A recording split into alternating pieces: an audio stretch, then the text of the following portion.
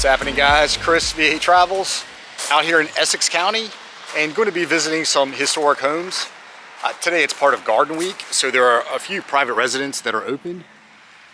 And yeah, just gonna go out and take a look, just do some walk-arounds. They're not gonna be, I'm not gonna be able to film inside, but right now I am in Tappahannock, and I'm going to walk around the Essex Inn. And I was out here a couple years ago. I remember taking a look at this thing when I made a little video on Tappahannock. This is also known as the Roan Wright Treble House, also the Roan Croxton House. A lot of people have lived here. And this thing was built in 1851 by a Dr. Lawrence Roan. And the Roan family, they're pretty big in the area. I can tell you there was a Spencer Roan that worked for Patrick Henry.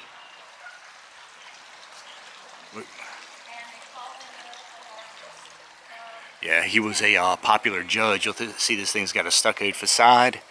There are 4 chimneys serving 12 fireplaces inside of 12 rooms.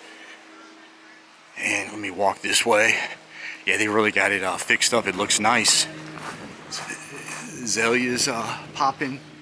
And across the street, they really fixed this up. It's now the 710 Tavern. It was an abandoned building a couple years ago when I did that walkthrough. Wrought iron fence.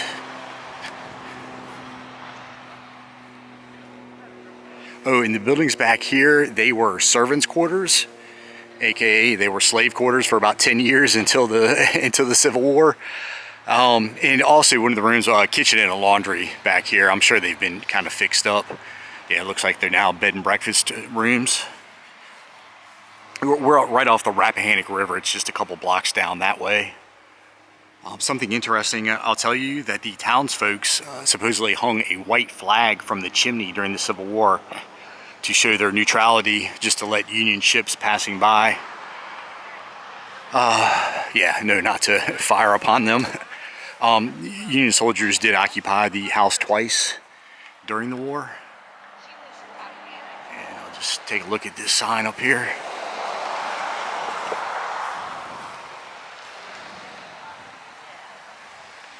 And then I'll also tell you the Judge Croxton moved into the house in 1875.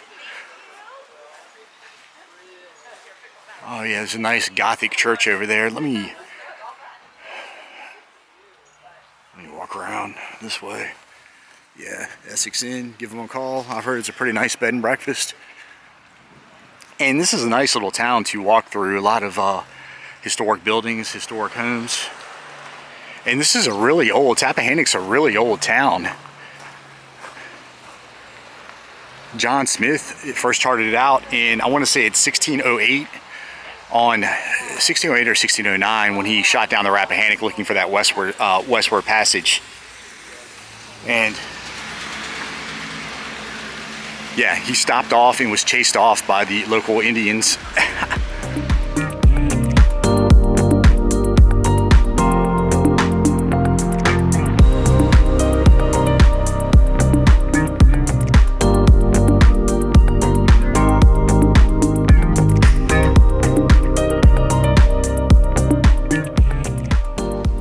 House tour.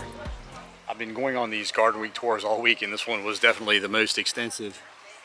And yeah, really nice inside. What stood out, there was an old organ that used to be inside of a theater that was right around the corner on Prince Street.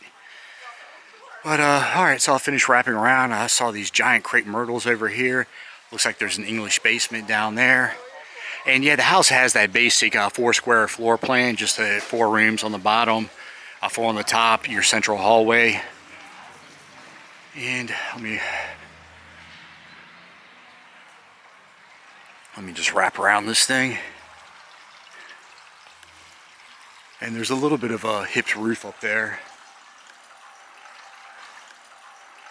Alright, see some fluty columns right there. This little porch.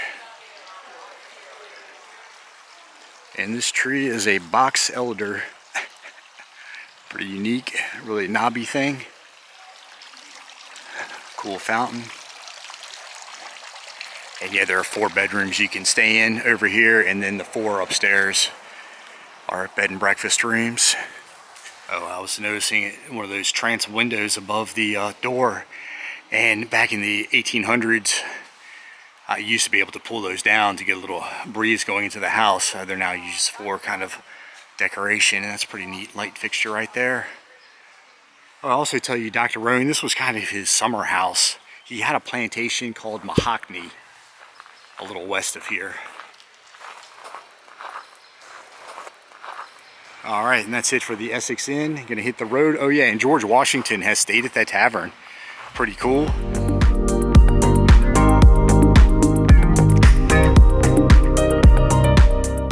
Stop number 2, I'm headed to a house called Little Egypt. Kind of curious of how it got its that name. One of the owners of the house was this John Falconer. And we're not too far from Tappahannock. It's just about a half mile that way. So I guess we're probably still in Tappahannock proper. And that's Falconer Circle. And it looks like it's right over here. And this thing used to be on 211 acres. And you can imagine this being an old colonial road that probably led up to it, because this road connects right to the Prince Street. And that Prince Street is the main drag through Old Town Tappahannock that takes you down to the Rappahannock. And yeah, now it's just a 3-acre property. Let me cut over here. Yeah, a lot of people here. I'm gonna walk through their yard, but all right. And these Garden Week tours, it's a little misleading. They're really house tours. This one, they've got a few plants out, but only a few houses really have extensive gardens. It's all about the houses and then kind of interior design. I'm gonna walk this way and try to avoid people. All right, take a step back here so you can get a full shot of it. And this doesn't look like the typical house you would see around here. Obviously this gambrel style roof. You don't see that much in Virginia. I remember I've taken trips up to Massachusetts, New Hampshire. You would see it a lot up there. And there's wooden shingles there hanging down in front. So add on to the left. And these cedars are supposed to be 200 plus years old. So a little kind of magnolia right up on the house. Yeah, it's gonna be a problem when those things get bigger. But all right, let me walk around. Actually, I think a tour's starting up. All right, I'm gonna hop on this tour and then walk around the rest of the house. Well, never mind, I missed that tour, but cool. Yeah, there's no filming inside, but they've got pictures. And here's the front parlor, one of those old maid hinges. And those photos look like they're from the 70s or something. Okay, exterior front. Okay, there it is through the years. 1910. 1988 kind of looks like what it does now. It looks a little better now, but all right, yeah, it really fixed it up.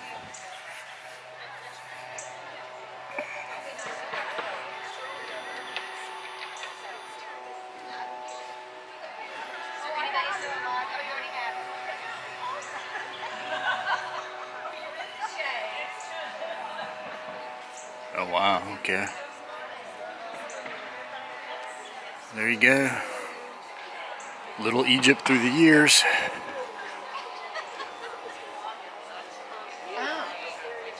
Alright, so you just took the house tour. And yeah, I forgot to mention this thing was built back in 1748. The original portion of the house, if you can believe it, there's just one room on the first floor, second room on the upper floor. And yeah, you might not think it, but when you're inside, you'll realize the original yellow pine floors, which are pretty much in all the houses around here. A bay window right there. This obvious attachment. And yeah, you'll see the doors are handmade because they're crooked. You'll see the handmade hinges. And the stairs, when you walk in, it's basically a ladder. It's so steep. And yeah, so yeah, it's pretty neat on the inside. All right, let me kind of walk over here to get away from that banging. And yeah, this is a really nice property. A lot of these homes I've been visiting don't really even have gardens, but this has lots to see. Look at the cardinal right there. There he goes. All right, so yeah, I'll mention the names of some of the owners for any locals watching. It's been owned by a Thomas Meekins. He was associated with the old Tappahannock Chapel. James Roy McCoo, M-I-C-O-U. He He was a court clerk for 55 years. And then that John Waller McConnor that I had mentioned when I first came in. And one of the owners had a tavern's license, so they think this may have been a tavern. They don't know for sure that the tavern was here. Is that an Oriole? It's black and orange. Oh, and yeah, so 211 acres originally, but it reached over 900 acres early 1800s when Archibald Ritchie owned it, and sounds like he pretty much owned probably almost all of Tappahannock, 900 acres. And he has a big house. I mentioned if you watch my video on Tappahannock, I do a walkthrough. He owned a big house there off Prince Street. Yeah, so all right, I'll walk around, take a look at these gardens. This is a pretty nice property, like I say. So there's a little bit to look at. Oh, all right, so if I Burnham's over here, all your usual stuff.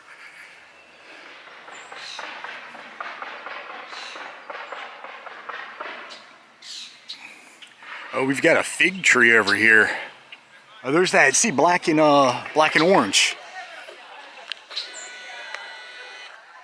I don't know how well you can really see that, but when he flies, I don't know enough about birds to know if that sound he's making would be an Oriole. But anyway, Japanese maples. Oh, and supposedly there are walking trails back here as well. But yeah, today is a perfect day. Garden over there. I'll get to it, but there was the outdoor kitchen. I was also used as an office for a time. Yeah, wander around here.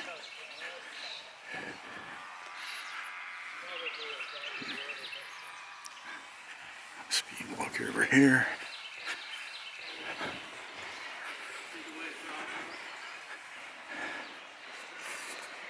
All right, so little creek down here.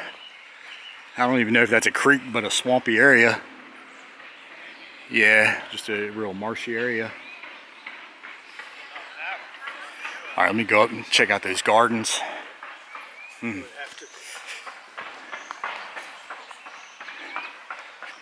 Oh, all right, so I don't know what this is. I see, okay. Yeah, swimming pool over there, a little kind of, well, it's too big to be a pool house, but let me wander through these gardens real quick. Yeah, the bad thing about these garden tours, I don't really want to fly my drone and disturb the peace. And the one bad thing about my drone, it's kind of an older model and it does kind of make a loud buzzing noise. They've got new ones that you pretty much can't even hear them unless it's like right next to you. All right, so oyster shells down here off the Rappahannock, I'm sure.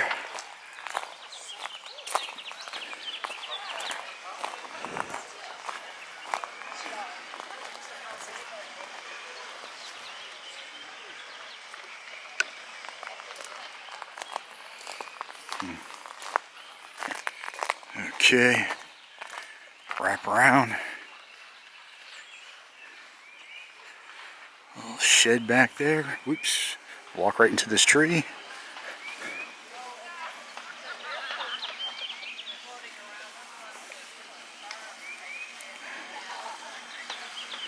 Cool. All right, I'm gonna turn the camera off and just walk into this little pool house or whatever it is. Okay, yeah. And this is the library, nice library. And there's the house right there. But yeah, nice walled library, one with a sliding ladder. Piano in there. It's a really nice space.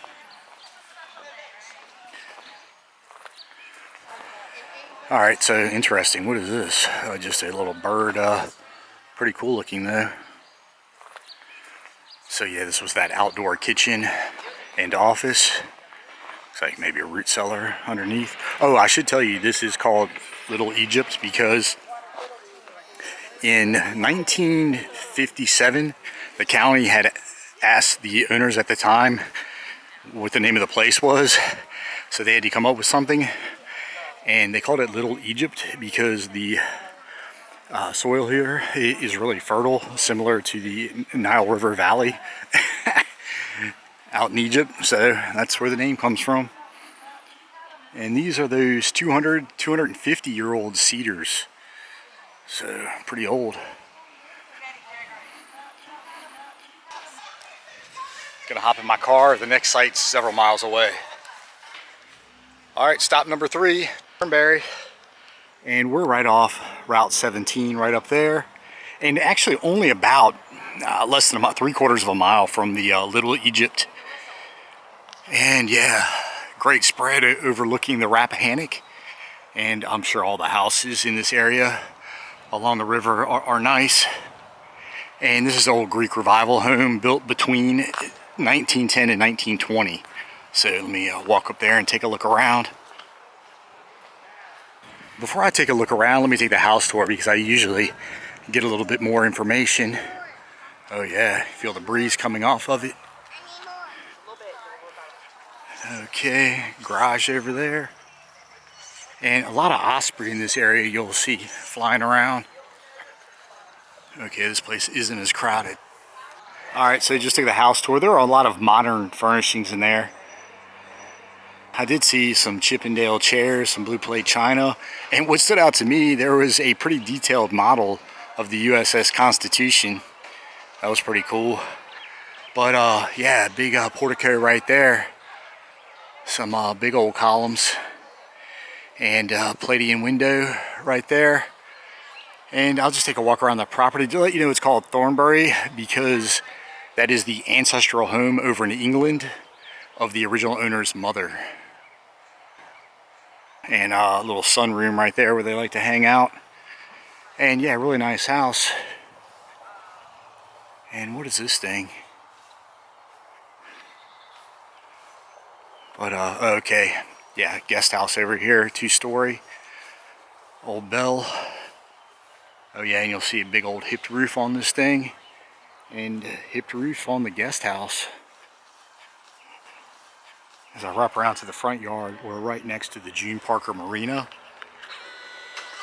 And there's 2 amphibious vehicles. If you can see, they're called Larks. They were used in Vietnam. Pretty crazy looking. Alright, and there are 2 giant lions I want to show you. Supposedly they weigh 700 pounds. I feel like they don't really weigh that much. And yeah, let me wrap around real quick. There it is. And I just want to show you this cat house. It has little warmers for the cat. Anyway, wanted to show you that real quick. All right, so let me walk around. Yeah, let me take a walk around the grounds around back here. And there's supposed to be an oyster house around here. Let me go down to the water. Oh, over here is the Downing Bridge, named after Senator Thomas Downing. And right here was the original stop that where John Smith, and it was the original port going back to the 16 and 1700s. It was called Hobbs Hole. And I don't know if that would be Oyster House over there. I mean, it's nothing historic, it's nothing old if that's it, but just reading the pamphlet, they said there was an oyster house, so okay. Pretty grand house, like I say, a nice tree there to the left. Oh, a little beach right here. The water's not too rough. You can take a canoe out there. Probably paddleboard, maybe. It might be a little rocky. Let me just wander around and right back up. And then right across the way, you've got the Northern Neck, Warsaw. And a lot of historic homes over there. Sabine Hall, Mount Airy, to name a couple. The Taylor family, John Taylor II, big landowner over there. All right, so yeah, pretty nice property. And like I say, it's not that old. It built between 1915. The sign is saying 1920. Pretty relaxing gazebo right here. There's a little fire pit over here.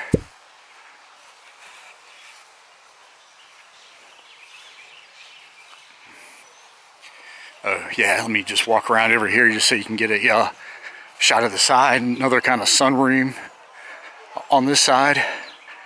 And yeah, You'd think this thing would have 4 chimneys, but yeah, one on each side.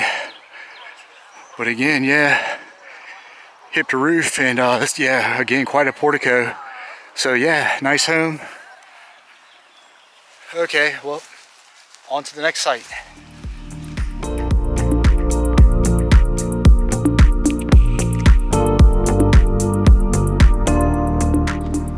All right, guys, stop number 4, final stop.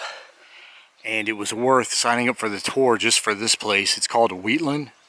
I'm more in the western part of Essex County, area called Loretto. Never even heard of it. And yeah, again, right off the Rappahannock. And I must have driven 2 miles down a dirt road to get out of here. So yeah, really remote. I feel like we're off the charts. And yeah, I would never get to see this place otherwise. And yeah, first of all, look at this tree. Yeah, branches coming down like a live oak. I believe this is going to be a hickory. I'm going to ask. But wow, yeah, pretty impressive. And yeah, these grounds are pretty unbelievable. Giant magnolia, and yeah, they've got quite an assortment of trees. Supposedly there's an Osage orange tree around here. Need to find that. And big old basswood right here. And all right, let me go in. I'll take the tour, get a little bit of information on this place, and then do a walk around. Oh yeah, I'll let you take a look at the back of it, and you'll see the carriage turnaround right there. And the other side would have been the front, because when this was built, 1848, the rivers were the roads. Yeah, awesome. I get to come out and look at this thing.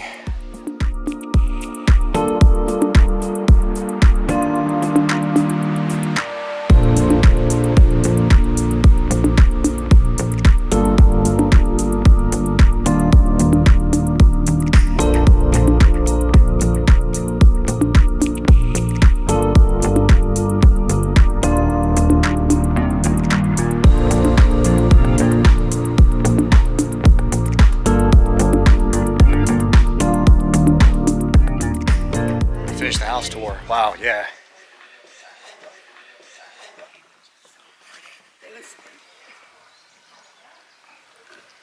And this add-on was built 1848. It sounds like there was an original portion. I didn't take it all in, but there was an original portion that was built in 1800.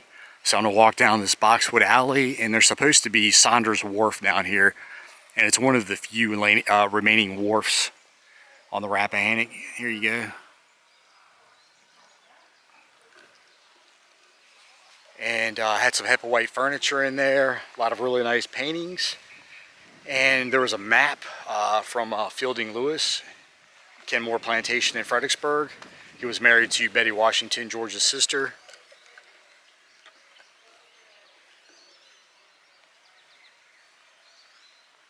And the house was built by merchant John Saunders.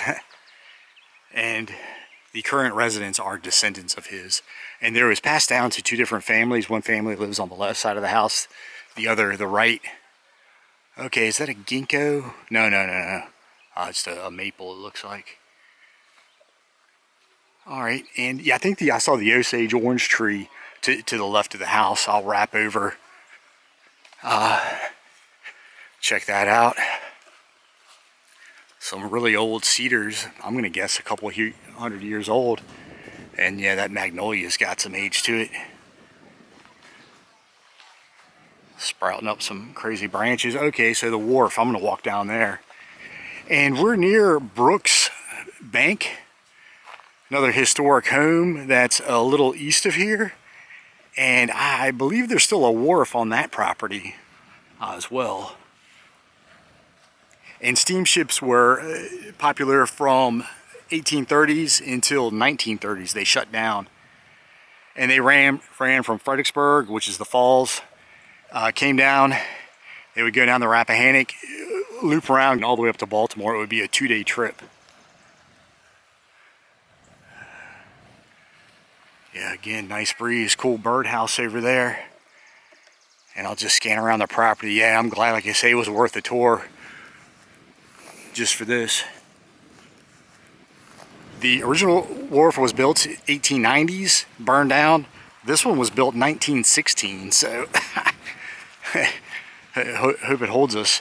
And yeah, when we were waiting in line for the tour, they made us wait at the bottom of the stairs because they were afraid there would be too much weight with all of us standing on it.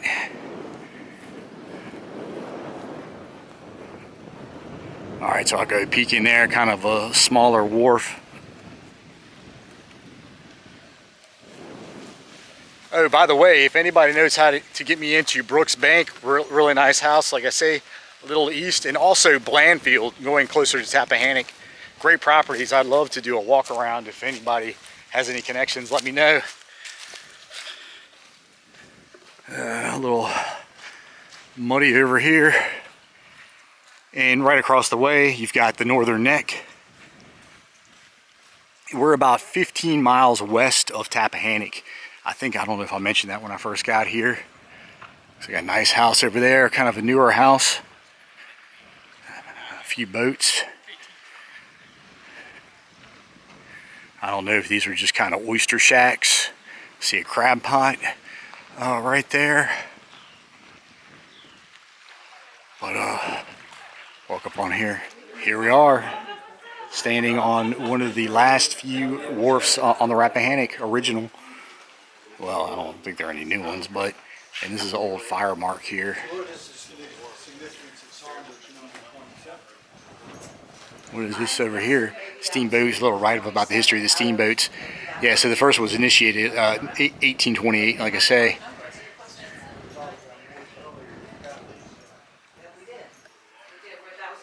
A livestock pen, so you'd have some livestock here. Back here.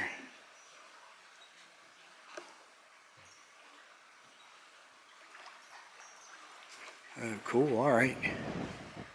Okay, I guess they have some parties in here. Map of Virginia. Yeah. So this is a hangout. Hogsheads over here.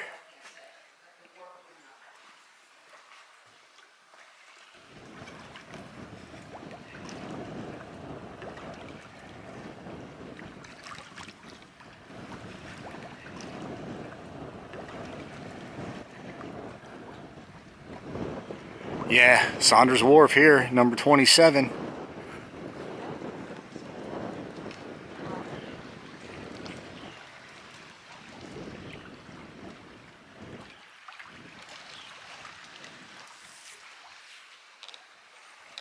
gonna snap a picture of this. And what's this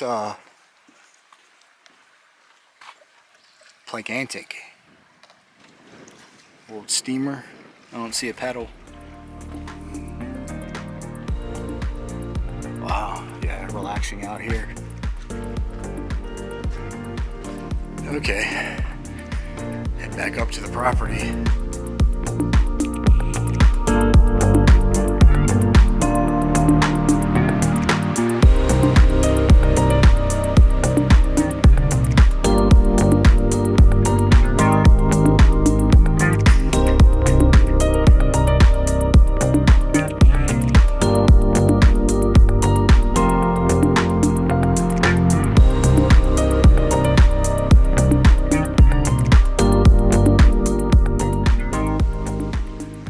And to tell you, going way back, this area was called Society Hill, and it was owned by the Hawkins family.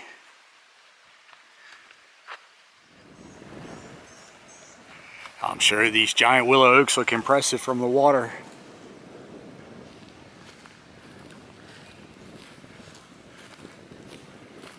Okay, let me wrap around. I think there's some gardens over there. I'll just take a look at this gazebo.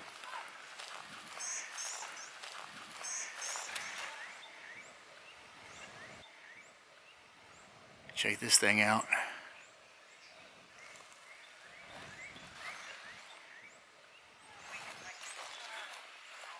Cut through here. Hip to roof, there's two internal chimneys.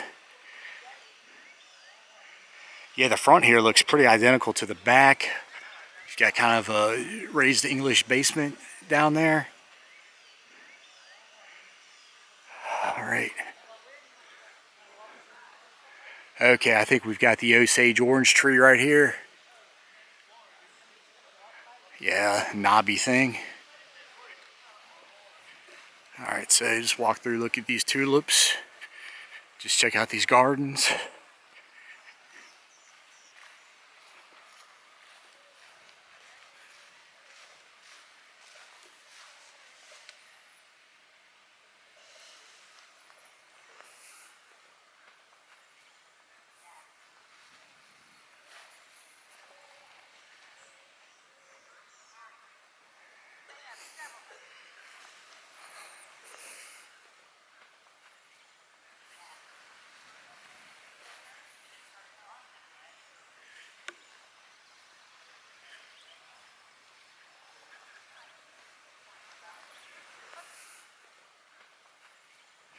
Let me just show the front of this thing off one more time and I get out of here.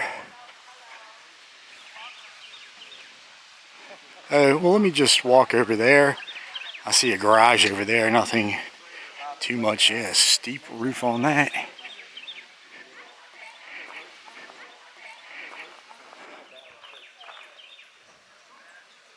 Bill says Hillsboro on it.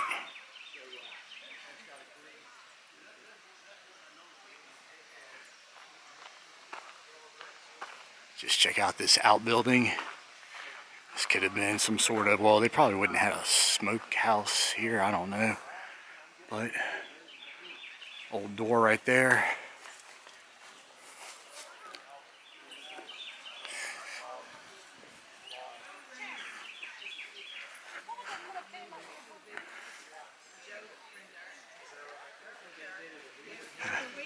Alright, well, I wrap around. One thing I wanted to tell you is that there was a sword inside from the War of 1812 that was made over at Tredegar Iron Works in Richmond. And I didn't think Tredegar had been around that long. I visited a couple years ago, but I didn't think it was that old. But anyway, that's what they said. Also, I could tell you the original boxes on the property were bought up by John D. Rockefeller and John D. Rockefeller Jr. and taken to Williamsburg when they set up Williamsburg in the 1930s. So just some random notes. I think this is going to wrap it up for Wheatland. Cool, this is going to conclude my little tour of historic homes in Essex County. As always, like and subscribe. See you guys.